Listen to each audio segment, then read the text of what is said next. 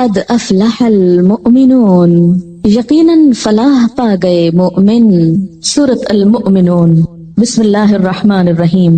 اس سورت کی پہلی 10 آیات کے بارے میں حضرت عمر رضی اللہ تعالی عنہ روایت کرتے ہیں کہ جب آپ صلی اللہ علیہ وسلم پر وحی اترتی تو آپ کے چہرے کے آس پاس شہد کی مکھی کی سی گنگناہٹ جیسی آواز آنے لگتی۔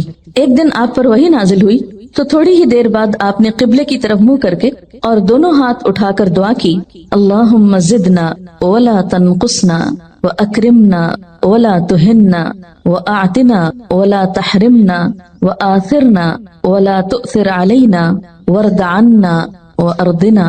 اس کا ترجمہ ہے، اے اللہ ہمیں زیادہ کر، تھوڑے نہ رہنے دے، یعنی ہماری تعداد میں اضافہ کر اور کمی نہ کر، ہمیں عزت عطا فرما، ذلیل نہ رہنے دے، ہمیں عطا کر اور محروم نہ رکھ، ہمیں دوسروں پر مقدم کر، دوسروں کو ہم پر مقدم نہ کر، ہمیں خوش کر دے اور ہم سے خوش ہو جا۔ اس دعا کے بعد آپ نے فرمایا، مجھ پر 10 آیات نازل ہوئی ہیں، جو ان پر عمل کرے گا جنت میں داخل ہوگا۔ اور پھر آپ صلی اللہ علیہ وسلم نے قد افلح المؤمنون سے لے کر 10 آیات پڑھی۔ اسے ترمذی نے روایت کیا ہے۔ اسی طرح نسائی نے کتاب التفسیر میں یزید بن بابنوس سے نقل کیا ہے کہ انہوں نے حضرت عائشہ رضی اللہ تعالی عنہا سے سوال کیا کہ رسول اللہ صلی اللہ علیہ وسلم کا اخلاق کیسا اور کیا تھا؟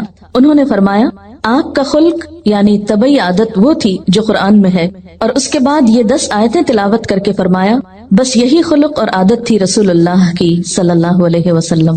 یہ حدیث کافی مشہور ہے، کان خلقہ القرآن، کہ آپ کا اخلاق قرآن تھا، لیکن اس کے بعد یہ 10 آیتیں تلاوت کر کے فرمایا، بس یہی خلق اور عادت تھی رسول اللہ صلی اللہ علیہ وسلم کی۔ تو گویا حضرت عائشہ رضی اللہ تعالی عنہا نے پورے قرآن پاک میں سے خصوصاً ان 10 آیات کی تلاوت کر کے آپ کا اخلاق ان کے مطابق بتایا۔ انہی آیات کی روشنی میں مجھے اور آپ کو بھی اپنے اخلاق کا جائزہ لینا ہے، اپنے آپ کو پرکھنا ہے کہ کیا ہمارے اندر یہ صفات اور یہ عادات پائی جاتی ہیں۔ کیوں؟ اس لیے کہ قد افلح المؤمنون الذین هم فی صلاتهم خاشعون، یقیناً فلاح پا گئے وہ مومن، اور پھر آگے ان صفات کا ذکر ہے کہ جن کے اندر یہ صفات ہیں وہ فلاح پا گئے۔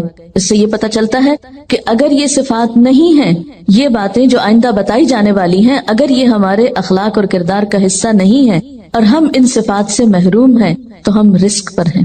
کہیں ایسا نہ ہو کہ اس کامیابی سے محروم ہو۔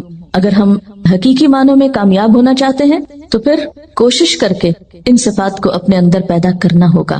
تو آئیے دیکھتے ہیں کہ اللہ تعالیٰ کیا فرما رہے ہیں۔ قد افلح المؤمنون، یقیناً فلاح پا گئے مومن۔ فلاح پانے کے لیے سب سے پہلی صفت ایمان۔ ایمان کے بغیر اگرچہ یہ صفات ساری یا کوئی ایک آدھ میں سے کسی شخص کے اندر ہو بھی تو اس کو اس سے فائدہ نہ ہوگا۔ یہ صفات بھی اس وقت فائدہ دیں گی جب ایمان ہوگا۔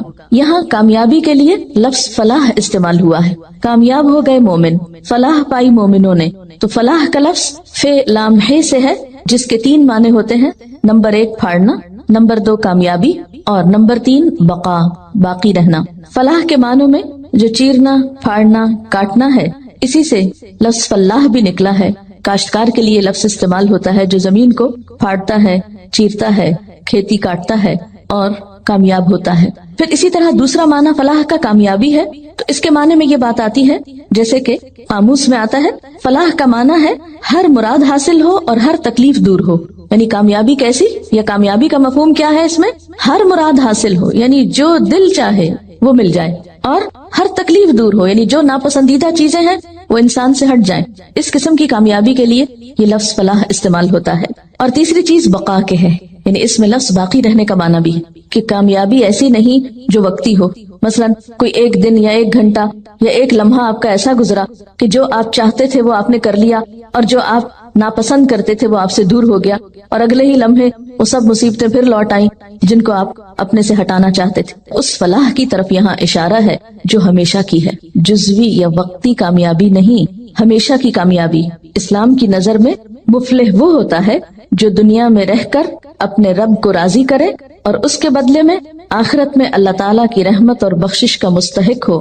اس کے ساتھ اگر دنیا بھی مل جائے تو اچھا، اگر دنیا نہ بھی ملے تو جو شخص آخرت کی کامیابی پا گیا وہی دراصل مفلح ہے۔ اس ساری ڈیفینیشن کو سامنے رکھا جائے تو 2-3 چیزیں سامنے آتی ہیں. نمبر 1، اس کامیابی کے لیے کوشش ضروری ہے. یعنی پہلا مانا تھا نا اس میں پھاڑنا، چیرنا، کاٹنا، یہ سارے کام مشقت والے. جیسے پیچھے جہاد کی بات تھی تو یہاں پر فلاح کے معنوں میں اسی مشقت کی روح موجود ہے. دوسری بات یہ ہے کہ اصل مفلح اور کامیاب وہ ہے جس کی ہر مراد پوری ہو اور ہر تکلیف دور ہو، اور ایسا ہونا دنیا میں ممکن نہیں. اس لیے کوئی شخص جو دنیاوی اعتبار سے کامیاب کہلاتا بھی ہے وہ حقیقی معنوں میں کامیاب نہیں. تو ہم جب کامیابی کے لیے کوشش کریں تو صرف دنیا کو سامنے رکھ کر نہیں، آخرت کو سامنے رکھ کر باقی رہنے والی یعنی بقا کے معنی بھی مد نظر رہیں.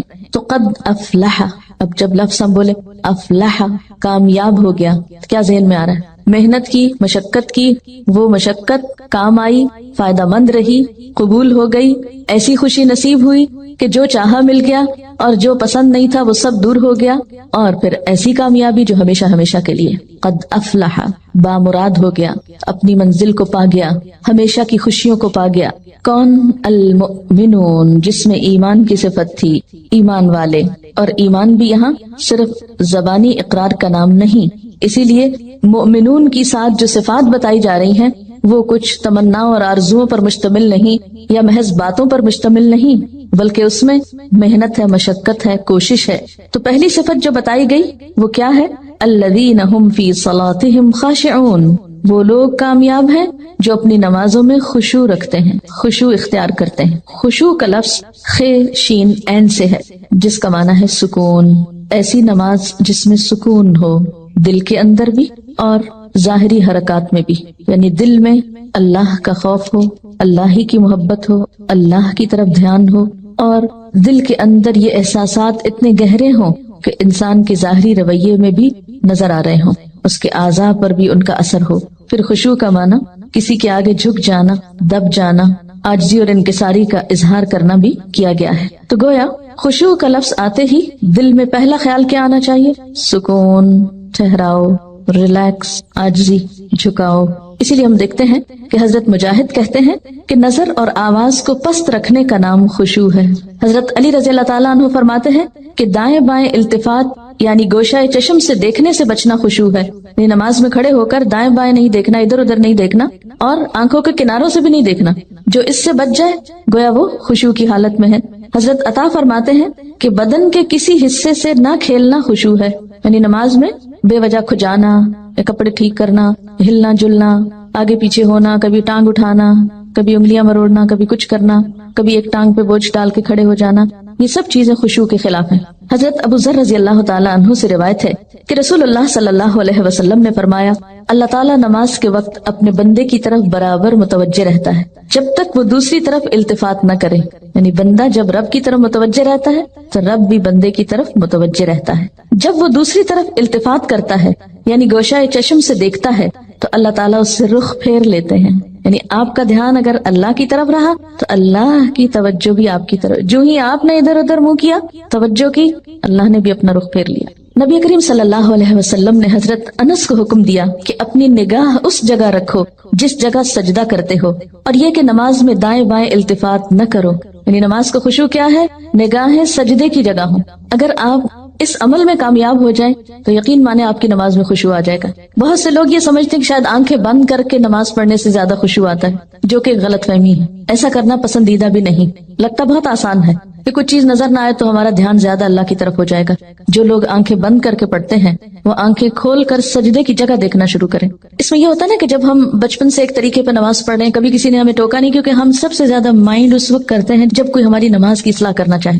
عام طور پر اگر آپ لوگوں کو کسی بھی چیز سے روکیں تو وہ اتنا نہیں برا مناتے، لیکن اگر نماز کے بارے میں تھوڑی سی بات بھی کر دے تو ہائپر سینسیٹیو ہوتے ہیں، غصہ کرتے ہیں. کیوں کہا؟ مثلا کسی نے اگر دوپٹہ باریک لیا نماز میں تو اسے روکا جائے کہ نہیں یہ ٹھیک نہیں، یا اگر ٹخنے ننگے ہو رہے ہیں اور بتایا گیا، یا یہ کہ نماز کا طریقہ درست نہیں، اگر اس میں کسی نے تھوڑی سی بھی مداخلت کر دی تو ناقابل برداشت. تم ہوتے کون ہو مجھے کچھ کہنے والے؟ اس لیے عموماً لوگ اپنی عزت بچانے کو دوسروں کو چھوڑ دیتے ہیں. ٹھیک ہے جو چاہیں کریں، پھر کیا ہو سکتا ہے؟ جب کسی کو خود پرواہ نہیں، جب کوئی خود اپنی اصلاح نہیں چاہتا تو آپ کیا کر سکتے ہیں کسی کے لیے؟ اور بعض اوقات انڈائریکٹلی 20 بار سمجھانے کے باوجود بھی لوگ اپنا طرز عمل نہیں بدلتے.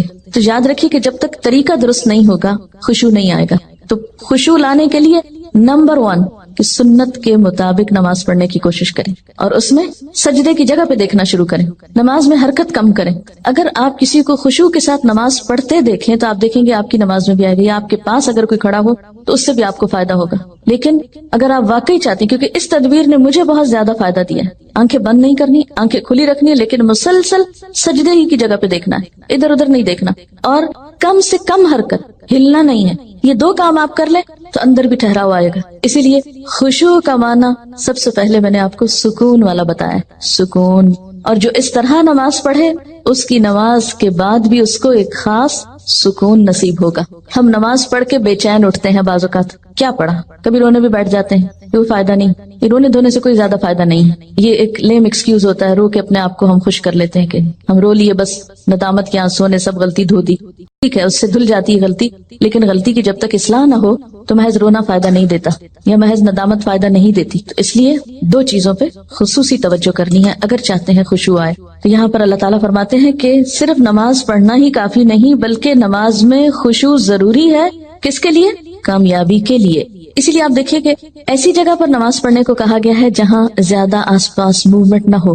مردوں کے لیے تو بہت ہی اچھا چانس ہوتا ہے کہ مسجد میں چلے جائیں, مسجد میں سبھی نماز پڑھیں, کچھ اور تو وہاں ہو نہیں رہا ہوگا, تو اس میں خشوع پیدا ہونے کا ایک قدرتی ماحول ہوتا ہے. لیکن عورتوں کے لیے کیا پسندیدہ ہے, جیسے حدیث میں آتا ہے کہ گھر کے اندر والے حصے میں, یعنی جتنا عام ایکٹیویٹی والے حصے کو چھوڑ کر آپ الگ تھلگ ہو کر نماز پڑھیں اتنا ہی اچھا ہے. تو جب ہم سکون کے فارمولے پہ عمل کریں گے تو لازمی طور پر پھر ہم نماز میں کچھ اور چیزوں کا بھی خیال رکھیں گے جو عموماً دیکھا گیا ہے کہ لوگ ان کا خیال نہیں رکھتے. تو کن چیزوں سے پھر بچنا ہے؟ مثلاً نمبر 1 ہلنا نہیں, نمبر 2 مختلف سمتوں میں جھکنا نہیں. کیسے؟ یعنی یہ نہیں کہ کبھی دائیں ٹانگ پہ کھڑے ہو جائیں, کبھی بائیں ٹانگ پہ کھڑے ہو جائیں, یہ نہیں کرنا. ٹھیک ہے, اگر شروع میں آپ کو بہت لمبی نماز کی عادت نہیں تو مختصر پڑھنا شروع کریں, لیکن ہلے بغیر. کپڑوں کو بار بار سمیٹے نہیں, نہ ان کو جھاڑیں. ایسا دوپٹہ یا ایسا لباس نہیں پہنے کہ جو بار بار گرے اور بار بار آپ اس کو سمیٹنے میں مصروف ہوں. پھر اسی طرح جائے نماز کو درست طریقے پہ بچھائیں, یہ نہیں کہ نماز کے بیچ میں ہی آپ اسے ٹھیک کرنا شروع کر دیں. ایسی جائے نماز پہ کھڑے مت ہو کہ جو ہر دفعہ میں اکٹھی ہو جائے اور ہر دفعہ میں آپ اس کو سیدھا کر رہے ہیں. پہلے جو کھجور کے درختوں کے پتے ہوتے تھے ان کے جو جائے نماز ملتے تھے, اگر آج آپ کو میسر ہو اور اس پر نماز پڑھنے کی کوشش کریں تو آپ دیکھیں گے خشوع میں اضافہ ہوگا. بالکل ایک نیچرل میٹ ہوتا ہے نا, اس کی اپنی ایک خوشبو بھی ہوتی ہے اور وہ اکٹھا نہیں ہوتا, اور اس پر آپ کے ہاتھ پاؤں سب جم جاتے ہیں. یہ جتنی مخملی جائے نمازیں آ گئی ہیں اتنی ہی نماز میں خشوع ختم ہو گیا. کبھی پاؤں پھسل رہے ہوتے ہیں, کبھی ہاتھ پھسل رہے ہوتے ہیں. جس چیز پر آپ نماز پڑھتے ہیں اس کو بھی درست کرنے کی ضرورت ہے, وہ بھی مددگار ہے. اسی لیے آپ صلی اللہ علیہ وسلم نے نماز کے وقت سامنے نقش و نگار اور جائے نمازوں کے اوپر نقش و نگار اور ان چیزوں کو ناپسند کیا ہے, کیونکہ یہ بھی نماز میں خلل انداز ہوتے ہیں. پھر اسی طرح تن کے بھی نہیں کھڑے ہونا چاہیے, یعنی بہت اکڑ کے نہیں کھڑے ہوں, بلکہ نارمل نیچرل ریلیکس طریقے سے کھڑے ہوں. بہت اونچی قرات نہ کریں. مثلاً اگر آپ تہجد میں یا نفل کسی میں ذرا سا زیادہ تلاوت کرنا چاہتے ہیں, بہت چیخ چلا کے نہیں کریں. یا کہیں آپ امامت کرا رہے ہیں تو اس صورت میں بھی قرات میں عاجزی ہونی چاہیے, کیونکہ وہ بھی خشوع میں اضافہ کرے گی. اسی طرح گا گا کر تلاوت کرنا یہ بھی درست نہیں. مصنوعی تکلف سے تلاوت کرنا, پھر اسی طرح نماز میں جمائیاں لینا اور لیتے چلے جانا نہیں, ان کو کنٹرول کریں. اسی طرح جلدی جلدی کرنا, کیونکہ خشوع کیا ہے؟ سکون. اور سکون میں کیا ہے کہ آپ جب قیام کریں تو ہلنا بند کر دیں, رکوع کریں تو اتنی دیر رکوع کریں کہ جسم ہلنا بند کر دے. رکوع سے جب اٹھیں تو کھڑے ہو کر دوبارہ اتنا کھڑے ہوں کم از کم کہ آپ کا جسم ہلنا بند کر دے. پھر جب آپ سجدے میں جائیں ٹک جائیں اور اس وقت سر اٹھائیں جب تسبیحات پوری ہو چکی ہوں اور ہلنا بھی ختم ہو چکا. یہ نہیں کہ آپ ایک کانسٹنٹ موومنٹ میں کھڑے ہوئے تو رکوع میں ہلتے ہلتے پھر کھڑے ہو گئے, پھر سجدے میں ابھی ہلنا بند نہیں تو پھر کھڑے ہو گئے اور پھر واپس پلٹ گئے. یہ ماری ماری نماز جو ہے جلدی کی, اس سے قطعاً خشوع نہیں آتا.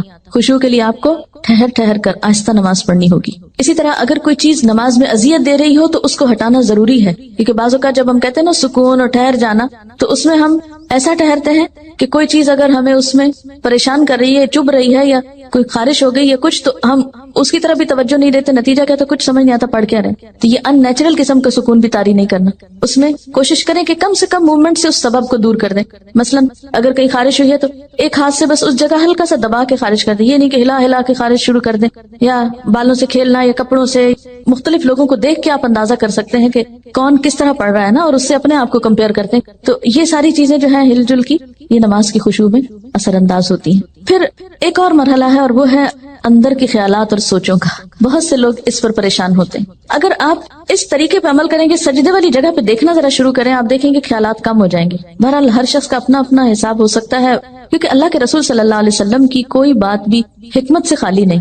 تو خیالات دو طرح کے ہوتے ہیں، ایک ہوتا ہے خیالات کا آنا اور ایک ہوتا ہے خیالات کا لانا. آنے والوں کو تو آپ روک نہیں سکتے، پاسبل ہی نہیں. اور ایک ہوتا ہے خود انوائٹ کرنا، کسی کو بلانا، دعوت دینا، اس کو آپ بہرحال کنٹرول کر سکتے ہیں. اب جو بن بلائے آ جاتے ہیں ان کو آپ اگنور کر دیں، کیونکہ ہمارا دماغ ایسی چیز ہے کہ جو کانسٹنٹلی کام کرتا ہے، رکتا نہیں ہے. آپ سو رہے ہوں تب بھی وہ خوابیں دیکھتا رہتا ہے، آپ جاگ رہے ہوں، آپ کسی سے بات کر رہے ہوں تو ضروری نہیں کہ آپ کی پوری توجہ وہاں ہو. بہت دفعہ ایسا ہوتا ہے کہ بات کرتے ہوئے آپ کا دھیان وہاں بھی ہوتا ہے اور کہیں اور بھی ہوتا ہے. تو ان تمام چیزوں پر جو خیالات تو خود بخود آ رہے ہیں وہ آتے رہیں گے، اس کو نہیں آپ روک سکتے. مثلا کانوں کے اوپر تو آپ کیا کرتے ہیں، ہاتھ رکھ سکتے ہیں، آنکھوں کو بند کر سکتے ہیں، زبان بند کر سکتے ہیں، لیکن دماغ کے خیال کا کیا کریں؟ کوئی ڈھکنا نہیں دے سکتے، کسی قسم کا کنٹرول، کوئی سوئچ نہیں آف کر سکتے. وہ تو خدا نخواستہ آف ہوا تو پھر تو گئے، آن نہیں ہو سکتا پھر.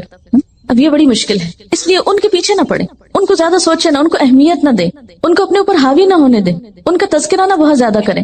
کہ کچھ لوگوں کو میں نے دیکھا وہ ہر ایک کو لے کے بیٹھ جاتے ہیں، میں کیا کروں، خیال بہت آتے ہیں نماز میں. کسی کے پاس کوئی جادو کی چھڑی نہیں کہ جو ایک آپ کو لگائے گا اس وقت اور آئندہ آپ کے خیالات نہیں آئیں گے.